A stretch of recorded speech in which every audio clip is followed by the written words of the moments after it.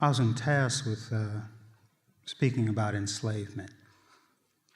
The three important passages we know of: the middle passage. The first passage was from the inlands to the coastal areas in Africa. We don't know how many people were lost in that. There's no reliable way to begin to account for it. The middle passage, from the coast of Africa to the New World, from New York down to Sao Paulo, the Caribbean, New Orleans, Jamaica, places like Charleston and Washington, D.C. This is where our people were brought. From there, the third passage began, and they were transported inland to places like Kentucky, Alabama, Tennessee. Maybe not so far, but often walking in chains and coffles.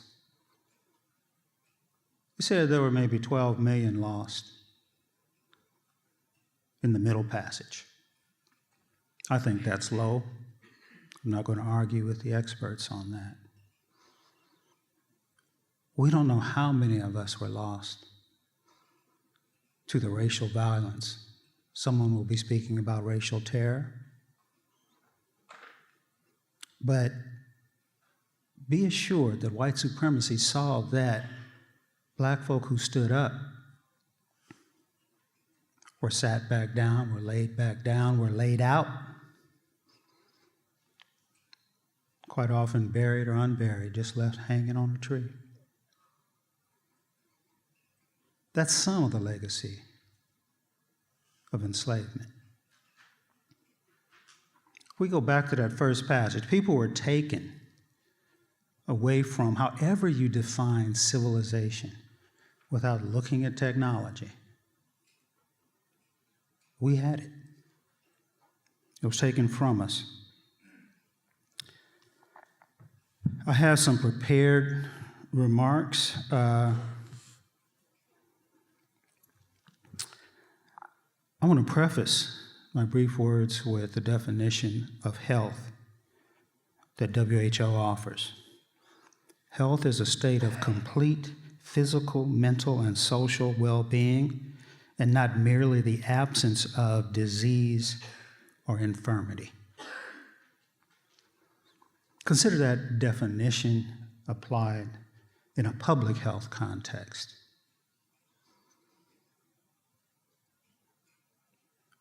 Are our communities absent of disease or infirmity?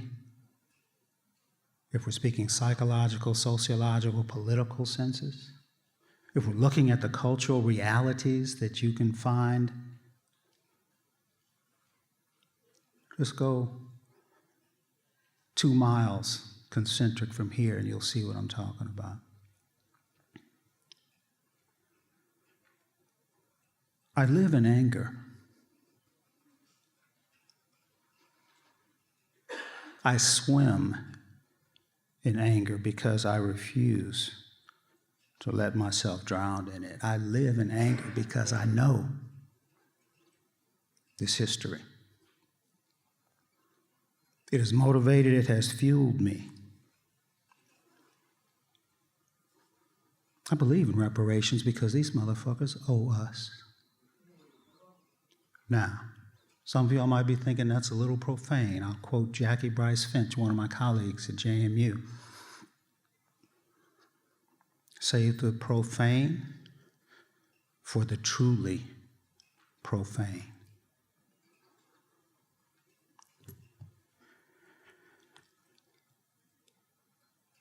If you consider what was done to our female ancestors, generations and generations.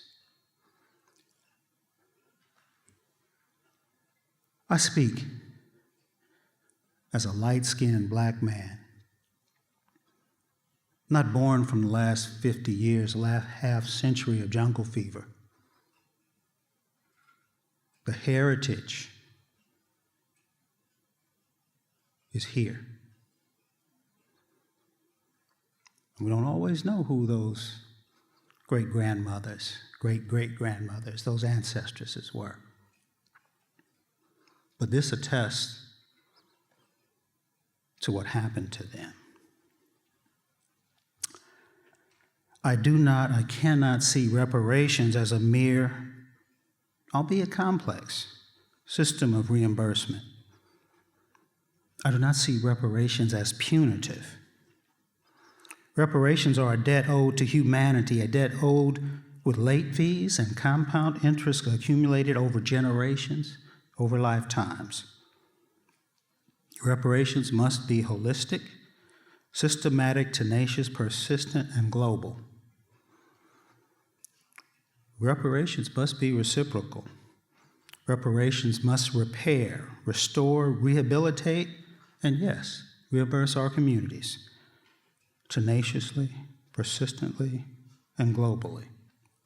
Consider the long-term effects, the impacts, the devastations, mutations, and losses that occurred over centuries of their colonial enterprises, and then the post-colonial manifestations of caste and inequalities. I would be remiss if I did not add that the displaced and genocided indigenous communities are also owed such a range of reparations. That's not the subject for today. But standing where we are in a state called Illinois, we've got to take that into account too. We must start by teaching and telling the truth. So all of us, especially the children, know what was lost, stolen, or strayed. So they have the knowledge base and critical consciousness to see and understand the lies that have been told and are continuing to be told. More than that, though, such an education is a requisite first step to preparing the youth to be contributors in major human enterprises. Reparations must build and rebuild community-serving institutions. If we consider how we, as Africans displaced across the diaspora, if I'm talking about African Americans here, rebuild cultural institutions, cultural patterns, where the drum might not seem strange, where mudcloth is not an unusual attire. Politically,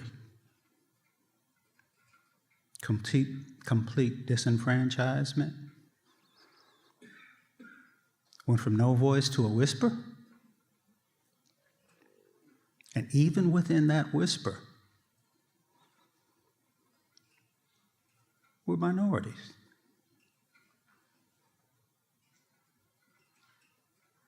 Even with right on our side,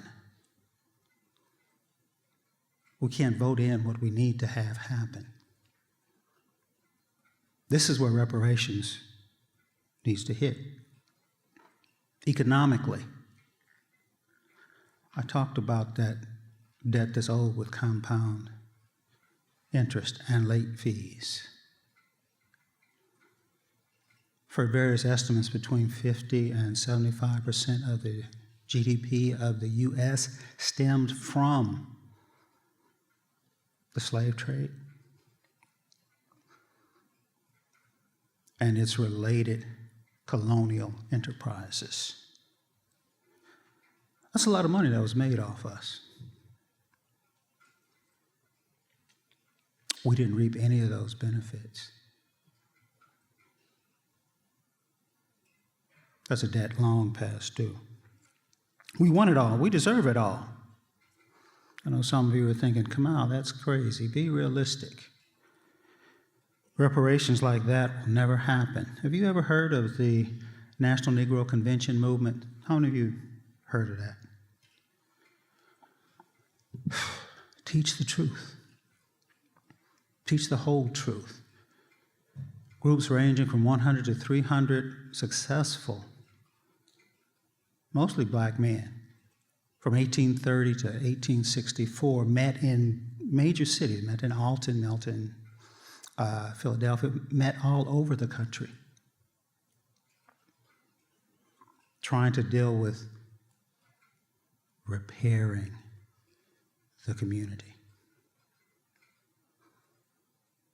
And y'all don't know about it.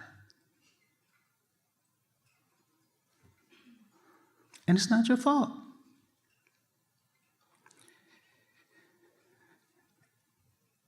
It will take years to get the country to acknowledge reparations and the need for it and the way that we deserve it.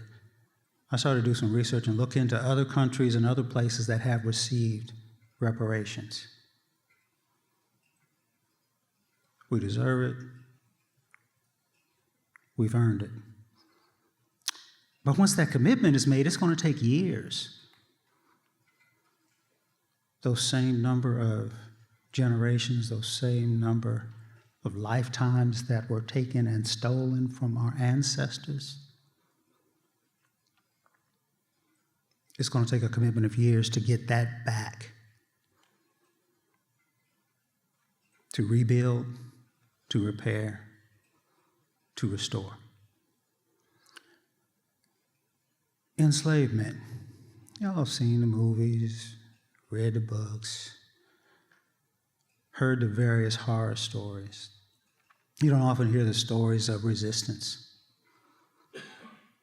We resisted from day one, fighting people off who were trying to take us into slavery in the unnamed, undocumented cities in Africa. We resisted on the slave ships. We resisted wherever they landed. That's our ancestral heritage. That's why I beat the drum, asking them to embrace and understand what I'm talking about today. That's why I swim in anger. I'm not going to drown. I'm not going to sugarcoat it. There are no pretty pictures. The only thing we can do is continue to resist and work toward better days for all of us. Thank you all for your time.